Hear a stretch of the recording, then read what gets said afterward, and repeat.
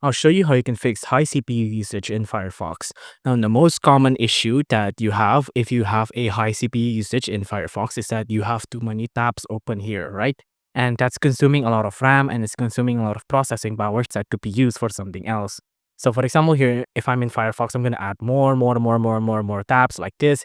You can see this is a lot of tabs. It's going to use up a lot of my processing power here, right? So obviously the way we can mitigate this is that we're just going to need to close out the tabs, right? If you have a lot of tabs open, consider closing the ones that you don't need. So just keep the one that you really need open. So I'm just going to close everything just like this. Close, close, close, close, close, close, close. And then just leave it at 4 or 5 or a couple of things that you just need, right? And then after that, if you still having issues, you can go to the three-part section up here. You can go to settings. Now on settings, you want to go to privacy and security. Now on privacy and security, you can see that browser privacy here, they have a couple of options here, right? Now make sure that the browser privacy here is set to standard so it doesn't use up more resources than it needs to. You can see there's a couple of permissions here as well, but just skip over this.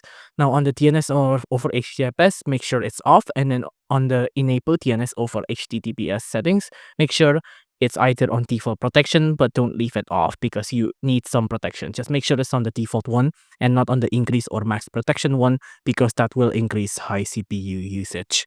If you enjoyed this video, please do consider liking and subscribing.